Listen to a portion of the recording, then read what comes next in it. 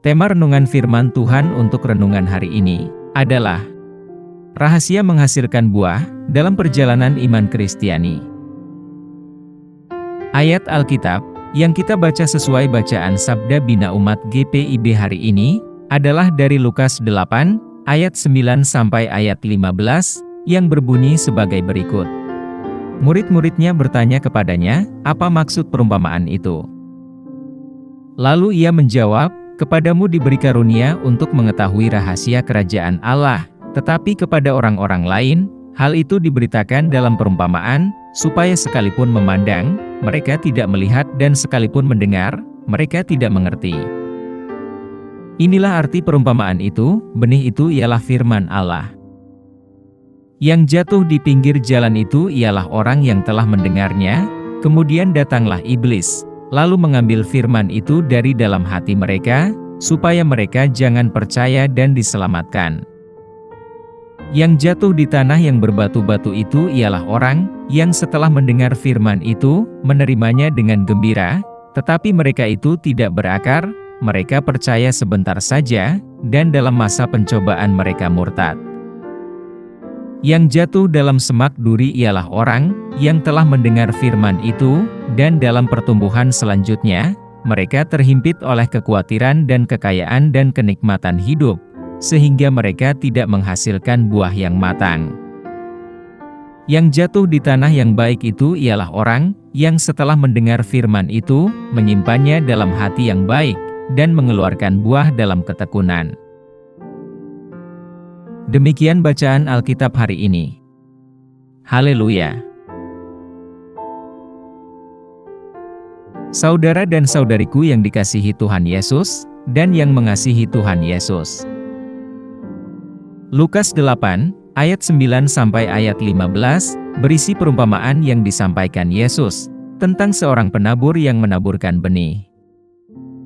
Dalam perumpamaan ini, benih melambangkan firman Tuhan, dan berbagai jenis tanah yang menerima benih tersebut melambangkan berbagai sikap manusia terhadap firman-Nya.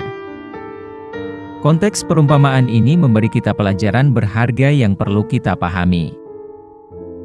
Benih yang jatuh di pinggir jalan, melambangkan orang-orang yang mendengar firman Tuhan, tetapi setan datang dan membawa firman itu pergi. Orang-orang itu tidak membiarkan firman itu mempengaruhi kehidupan mereka. Pesannya bagi kita adalah, berhati-hati agar firman Tuhan tidak terpinggirkan oleh godaan dan gangguan dunia ini.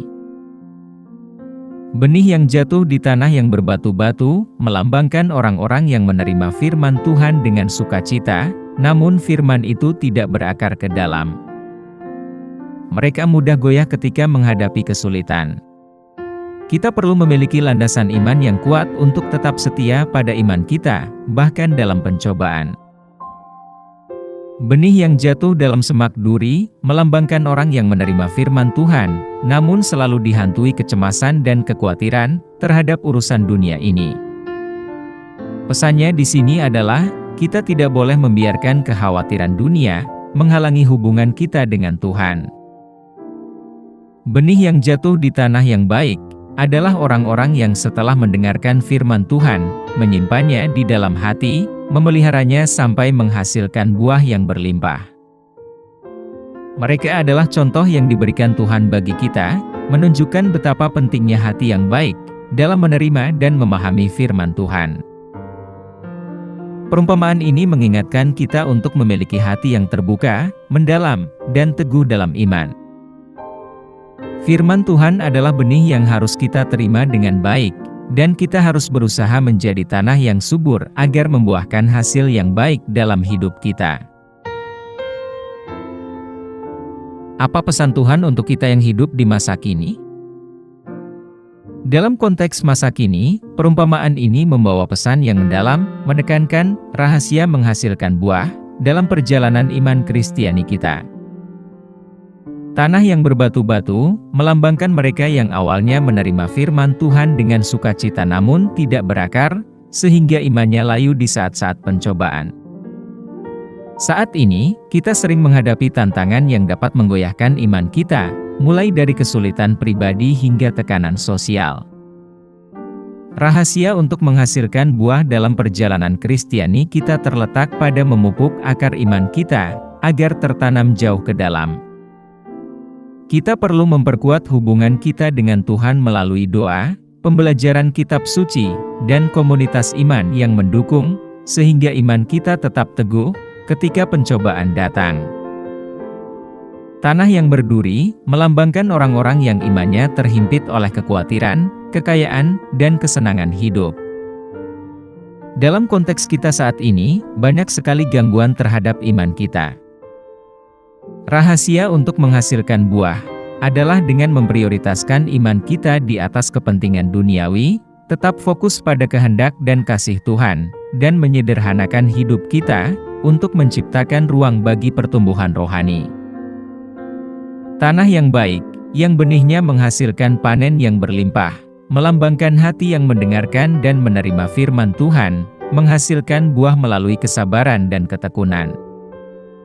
Untuk menghasilkan buah dalam perjalanan Kristiani kita harus berusaha menjadi seperti tanah yang baik, terus membuka hati kita terhadap firman Tuhan, memupuk iman kita, dan menghidupinya dalam kehidupan kita sehari-hari.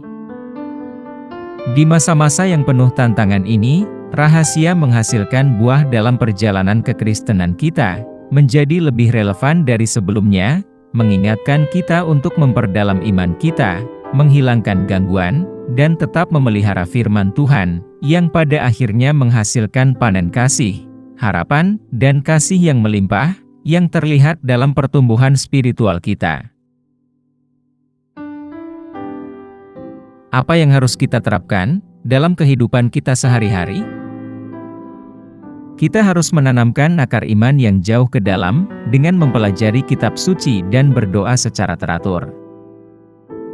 Kita harus memprioritaskan iman kita di atas gangguan dan kekhawatiran duniawi. Kita harus menjalani hidup yang sederhana agar menciptakan ruang bagi pertumbuhan rohani dan fokus pada kehendak Tuhan. Kita harus mempertahankan keyakinan yang teguh dalam menghadapi cobaan dan tantangan. Kita harus terus membuka hati kita terhadap firman Tuhan dan menerimanya dalam kehidupan kita sehari-hari. Mari kita berdoa. Tuhan Yesus, kami berterima kasih atas kasih setia-Mu yang menopang kami dalam perjalanan Kristiani kami. Berilah kami hikmat untuk memupuk akar keimanan yang dalam, kekuatan untuk mengutamakan Tuhan di atas gangguan duniawi, dan kesabaran untuk tekun menghasilkan buah bagi kemuliaan nama-Mu. Kami pohonkan doa ini dalam nama Yesus Kristus, Tuhan dan Juru Selamat kami. Amin. Kiranya Tuhan menguatkan kita, dan kasih karunia Tuhan Yesus menyertai kita.